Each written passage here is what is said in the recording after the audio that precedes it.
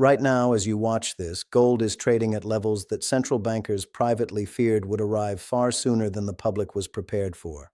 In the past 18 months, gold has crossed $2,000, then 2,500, then broke through 3,000 with a velocity that has not been seen since the currency dislocations of the 1970s.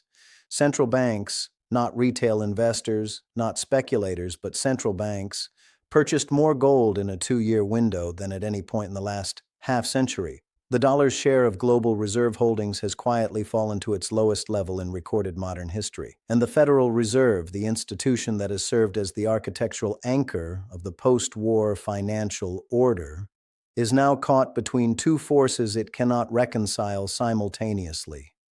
Most people watching this are asking the wrong question. They are asking whether gold is overvalued. They are asking whether the Fed will cut rates, or raise them, or pause. They are watching the headlines and believing that these moves are reactive, that the market is responding to events. They are not seeing the deeper mechanism. The real question is not where gold goes from here. The real question is what gold's movement is telling us about the architecture of the system itself, and whether the institution that was designed to manage that system still has the tools to do so. Stay with me, because in the next 20 minutes we are going to walk through 3 specific things. First, why the dollar's structural position has been quietly deteriorating for years, and why the moment of visible crack was always inevitable rather than accidental. Second, what the Federal Reserve actually controls, what it has never controlled, and why the gap between those two things is now becoming impossible to hide. And third, what happens when sovereign money, not retail money, not hedge fund money, but the capital of nations, begins to move away from the system it once supported. Each of these threads connects to the others, and when you see how they connect, the price of gold stops looking like a market event and starts looking like a verdict. I have spent decades studying the way wealth moves through systems under stress, through debt cycles, currency transitions, imperial overreaches, and the quiet institutional failures that precede visible collapses. The pattern we are inside right now is not new. It has structural fingerprints that are unmistakable to anyone who has watched it happen before. The names change, the asset classes evolve, but the underlying mechanism is always the same. Let us begin at the foundation. The dollar did not become the world's reserve currency because America was the most virtuous nation. It became the reserve currency because it was the most convenient. After 1944, the Bretton Woods Conference established an architecture in which global trade was settled in dollars, and dollars were supposedly redeemable for gold at a fixed rate. Nixon ended that redeemability in 1971, a moment that received surprisingly little public alarm at the time. What remained after that was something more fragile than most people realized, a currency backed not by metal, but by institutional trust, by military primacy, and by the structural dependency of the global trading system on dollar-denominated settlement. For 50 years, that was enough. The world needed dollars to buy oil. The world needed dollars to settle trade. The world parked its surplus wealth in U.S. Treasury bonds, because they were the deepest and most liquid market on Earth, and because the Federal Reserve, operating as the de facto global central bank, was trusted to protect the value of those bonds over time. Here is what matters. The trust was not unconditional. It was always contingent on behavior. And the behavior of the last 20 years has been, from the perspective of foreign sovereign creditors, increasingly alarming. Consider what those creditors have watched. They watched the United States run consecutive trillion-dollar deficits during peacetime. They watched the Federal Reserve expand its balance sheet from under $1 trillion before 2008 to nearly $9 trillion at its peak, an expansion without historical precedent. They watched the dollar weaponized through sanction mechanisms, which, while understandable in geopolitical terms, sent an unambiguous message to any nation holding dollar reserves. Your assets are subject to seizure if the political winds shift. And they watched the United States debt-to-GDP ratio cross 100% and continue climbing with no credible plan for stabilization. This is the part most people miss. The decision by foreign central banks to buy gold is not primarily a bet on gold. It is a decision to reduce dollar exposure. Those are two entirely different motivations, and they lead to entirely different conclusions about what happens next. When a central bank in Beijing or Warsaw or Riyadh adds gold to its reserve portfolio, it is not saying gold is a great investment. It is saying that the alternative, holding American debt obligations, carries a political and structural risk that it is no longer willing to absorb in the quantities it once did. The gold purchase is the symptom. The dollar skepticism is the disease. And this process, once it begins at the sovereign level, is extraordinarily difficult to reverse. It feeds on itself. Each country that diversifies away from dollar reserves makes it marginally easier for the next country to do the same without appearing provocative. The system that was self-reinforcing in one direction becomes self-reinforcing in the other. Write this down. The dollar does not need to collapse for gold to continue rising. It only needs to become less trusted at the margin by the institutions that were its primary supporters. That process is already underway. The gold price is its reflection. Now watch what happens next, because the second thread is where the Federal Reserve enters. And where the story becomes genuinely uncomfortable. The Federal Reserve controls the short end of the American interest rate curve. It sets the overnight lending rate between banks. Through its communication apparatus, what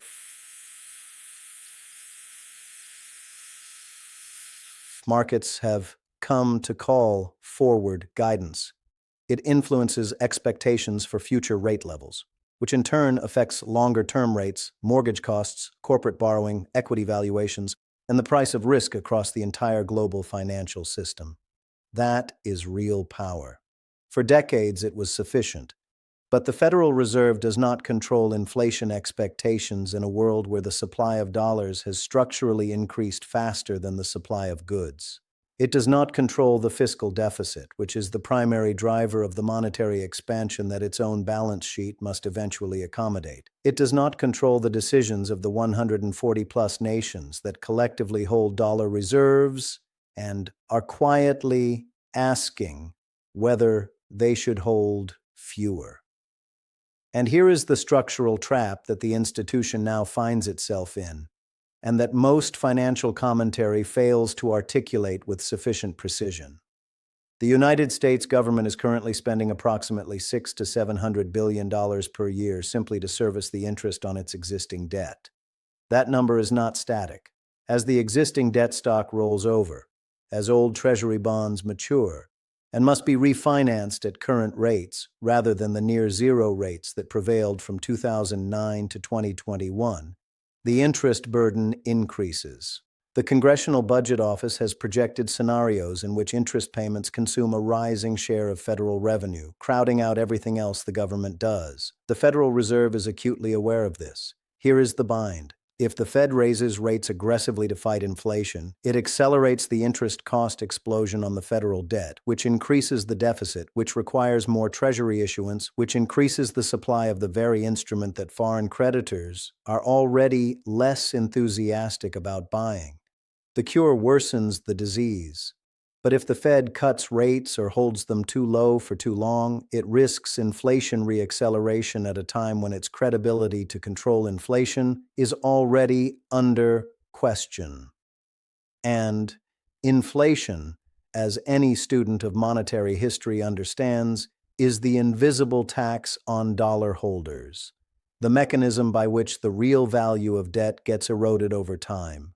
It is also not coincidentally one of the most powerful historical tailwinds for gold. Let me be precise. This is not a conspiracy. This is not a policy failure in the conventional sense. This is what happens when a monetary institution is asked to simultaneously achieve objectives that are structurally in conflict. Price stability, financial system stability, the sustainability of sovereign borrowing costs, the maintenance of a reserve currency that the world still trusts. These goals coexisted comfortably in an era of low debt, low rates, and expanding global appetite for dollar assets. They are increasingly incompatible in the environment that now exists. The market understands this at some level, even if it cannot always articulate it. Gold's rise is partly a bet on inflation, but it is more deeply a bet on institutional incapacity. A bet that the Federal Reserve, whatever it does, will not be able to do all of the things it needs to do simultaneously. That is a fundamentally different kind of signal than a simple inflation hedge. If you have found value in what I am laying out here, and if you want to continue thinking clearly about these cycles rather than being carried along by the noise, take a moment and subscribe. This channel exists for exactly this kind of thinking. Patient, structural, removed from the daily panic. Now, to the third thread, because this is where it gets specific. There is a category of money that most individual investors rarely think about, because it does not appear on retail brokerage screens. It does not make headlines unless it moves dramatically. It moves slowly, deliberately, and when it moves, it does not reverse easily. That is sovereign capital, the accumulated reserve portfolios of nation-states. Central bank gold buying, as I mentioned earlier, has been running at historically elevated levels. But the more significant development is not just the quantity of gold being purchased. It is the identity of the buyers and the narrative they are constructing around those purchases. Russia accelerated its gold accumulation for years before 2022, and when Western nations froze approximately $300 billion of its foreign reserves in the wake of its Ukraine invasion, they inadvertently demonstrated to every other sovereign holder of dollar assets exactly how complete the risk was. Your reserves are yours until they are not, until the political relationship between your country and Washington deteriorates beyond a threshold that no formula can predict. China currently holds somewhere between $2 and $3 trillion in dollar-denominated assets, depending on how you count. The official gold holdings reported by the People's Bank of China have been rising consistently, and virtually every serious analyst believes the actual holdings substantially exceed the reported figures. India has been repatriating gold stored in London back to its own vaults, a logistical statement that speaks more clearly than any policy document. Middle Eastern sovereign wealth funds, sitting on decades of accumulated petrodollar surplus, are quietly diversifying. This is the part most people miss. These are not panicked moves. They are not crisis responses. They are the slow, deliberate repositioning of institutions that manage capital across decades, not quarters. And when institutions that operate on that time horizon begin to reposition, it tells you something about where they believe the system is heading, not where it is today. Here is what matters. The petrodollar system, the arrangement by which oil is priced in dollars, which obligates every oil-importing nation to accumulate dollars which create structural global demand for dollar assets, is showing the first genuine signs of fracture in its 50-year history. Saudi Arabia has conducted oil sales in Chinese yuan. The BRICS nations have held sustained conversations about alternative settlement mechanisms, however embryonic those conversations remain. These are not replacements for the dollar system, not yet, perhaps not for a generation, but they are the beginning of the optionality. That could be first emergence of alternatives that did not meaningfully exist before. That is where the real shift begins. Not in the replacement of the dollar, but in the reduction of dollar dependency at the margin. When the marginal buyer of treasury bonds becomes less enthusiastic, yields must rise to attract other buyers. When yields rise, borrowing costs increase for the federal government, pressure mounts on the Fed, and the cycle I described in the previous section tightens further. Gold sits at the intersection of all of these forces simultaneously. It is stateless. It carries no counterparty risk. It cannot be frozen, sanctioned, or inflated away. And critically, it has been held as the primary monetary reserve asset for most of recorded human history, with the post-1944 dollar-centric period representing an historically brief exception rather than a permanent condition. The movement of sovereign capital toward gold is not a rotation within the existing system. It is a partial, gradual, but structurally significant movement away from the architecture of that system, toward something older, harder, and less dependent on any single nation's institutional integrity. Let us now bring these three threads together, because in isolation each one tells a partial story. Together they tell the only story that matters for what comes next. The dollar's structural position is weakening. Not collapsing, but weakening. because the behaviors that sustained global trust in the dollar system have been compromised by decades of fiscal expansion, monetary accommodation, and the occasional use of dollar excess as a geopolitical weapon. This is thread one. The Federal Reserve is trapped in a policy dilemma with no clean exit, because the debt load is now large enough that the cure for inflation and the cure for fiscal stress are in direct conflict, and the institution cannot simultaneously satisfy both without sacrificing one. This is thread two. And sovereign capital, the deepest, slowest, most consequential category of money in existence, is responding to both of these realities by quietly and persistently moving toward hard assets, with gold at the center of that repositioning. This is thread three. What unites them is a single underlying dynamic: the erosion of institutional credibility, not the collapse of institutions, not a revolution, not a crisis in the conventional sense, at least not yet, but a slow, measured reduction in the premium that the world attaches to the dollar system's promises. Its promise to preserve value, its promise to remain politically neutral, its promise to remain liquid and accessible regardless of geopolitical circumstance. Gold does not rise because investors suddenly love gold. Gold rises when the alternatives become less trustworthy. It is not a bet on gold's qualities. It is a verdict on the qualities of the currency it is being priced against. And, right now, the institutions with the longest time horizons, the deepest analytical resources, and the most at stake, the world's central banks, are rendering that verdict consistently, month after month, in the only language that transcends commentary, the language of accumulation. The surface story is that gold is rallying. The deeper story is that the post-war monetary architecture is being quietly repriced by the very institutions that were its most important pillars. There is a temptation, when you understand these patterns, to become consumed by urgency, to feel that the collapse is imminent, that everything must be restructured immediately, that the end is closer than the timeline suggests. Resist that temptation. The most important lesson of long cycles, and I have studied enough of them to know this deeply, is that the mechanism moves far more slowly than the analyst, and far faster than the unprepared. The transition from one monetary order to another is never a single event. It is a decade, sometimes two. It is a series of signals that appear unconnected until they do not. It is a gradual repricing of what was once assumed permanent. What you are watching in gold's ascent is not the end. It is the visible surface of a much larger, much slower shift in the tectonic plates beneath the monetary system. The cracks are not a warning that the earthquake is happening today. They are a warning that the earthquake is now a question of when, not whether. The distinction between those who navigate that transition with their wealth intact and those who do not is rarely about the decision made in the moment of crisis. It is almost always about the positioning established years before, when the signal was visible but the consensus had not yet formed. The consensus is beginning to form now. Price is what you pay. Value is what survives the system that denominated the price. That is not a philosophical abstraction.